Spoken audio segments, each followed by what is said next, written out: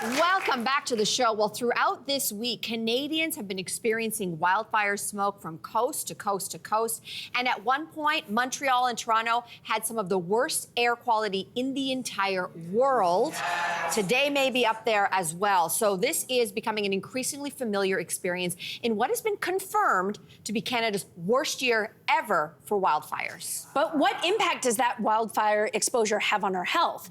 Here to break it down for us is Dr. Samantha Green, a physician and the president-elect of the Canadian Association of Physicians for the Environment. Dr. Green, welcome back to the show. Thanks for having me. Okay.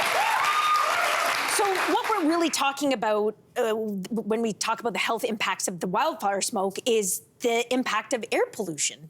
So let's start by putting this into context. How much does air pollution affect our health? Air pollution is actually responsible for 1 in 5 premature deaths worldwide and 1 in 7 premature deaths here in Canada. So it's really mind-boggling the impact that air pollution has on our health.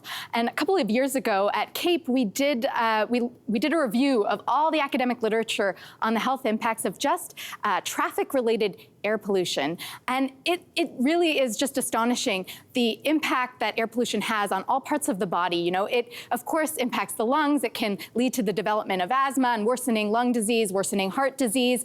But not only that, it can lead to the development of ADHD in kids. It can lead to the development of Alzheimer's disease, different cancers, even eczema, and impacts on pregnant women as well. Jeez. So that's air pollution. Let's now layer wildfire smoke on top of that. What are you worried about for exposure to wildfire smoke specifically? Right, so wildfire smoke is made up of a whole bunch of air pollutants, but the one we worry most about is called PM 2.5 or particulate matter 2.5. So these are tiny particles, less than 2.5 microns, that can get deep into the body. So they get deep into the lungs and irritate, you know, not just the nose, the eyes, the throat, the lungs, but they also get into the bloodstream and can cause widespread inflammation throughout the body. Wow. So I think some of us have felt some of the short-term effects, like the sort of the burning throat, the itchy eyes, burning eyes. Let's talk about the long-term effects of the wildfires and specifically. Yeah, there's actually very little research on the long-term impacts of wildfire smoke, and that's because this is really a new phenomenon. You know, in the last 10, 15, 20 years, we're seeing more and more wildfires around the world. There is some research showing that over time, people experience worse lung function, you know, worse overall health after having been exposed. And there is a link, you know, in a BC study done recently, there was a link with some kinds of cancer, lung cancer and brain tumors. Mm-hmm. Okay, so let's now talk about people who are especially at risk and people who are really vulnerable. So who are those people who have to be paying, I mean, we all have to be paying attention, but especially who?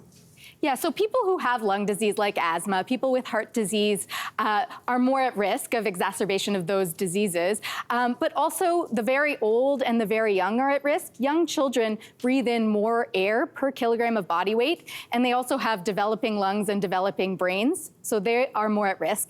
And then also marginalized groups, so people who are forced to be outside, people who work outdoors, and people experiencing homelessness are also more at risk of exacerbations. Of course. And you say one of the best ways to attempt to protect ourselves is by checking those, what do they call them, the air quality index numbers. Can you sort of help us understand what numbers we should be looking at and whether it's that number like that's on everyone's like weather app? Is that accurate? Yeah, so the AQHI, or the Air Quality Health Index, is published by Environment Canada, and it's usually available alongside the weather report. And it's important to monitor because it can change quite dramatically between different regions and over time, even hour to hour. And so yes, that's what you should be taking a look at.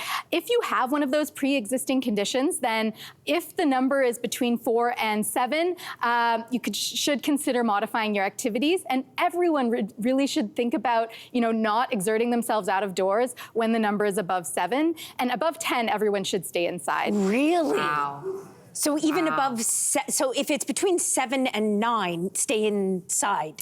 Stay inside if you can, and really don't exert yourself. Yeah.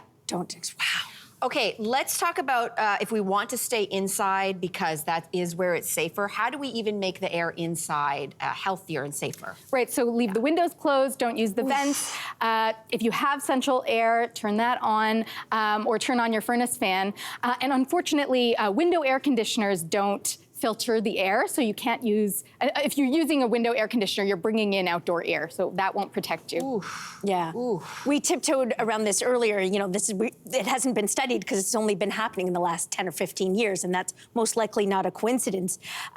It speaks to a much larger issue about climate change, of course, and I know you're doing a lot of work with CAPE to shift the culture around fossil fuels. Why is that culture shift so important in this conversation? Right, I mean, there's only so much we can do to adapt. Yeah, we can't, we're not going back. Yeah, we need to tackle this crisis at its root. We need to stop burning fossil fuels. I mean, it's very clear from multiple international reports that we just need to stop burning oil and gas immediately. And that means no more pipelines, right? No more gas-fired electricity.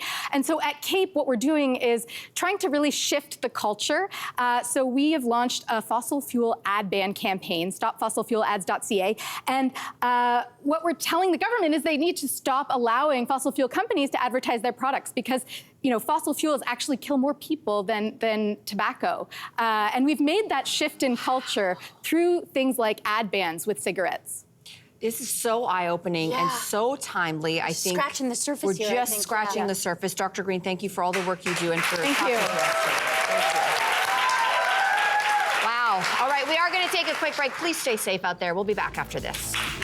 Thanks for watching. We've got lots more discussion and debates on everything from food and fashion to pop culture and current events. Don't forget to click like and subscribe.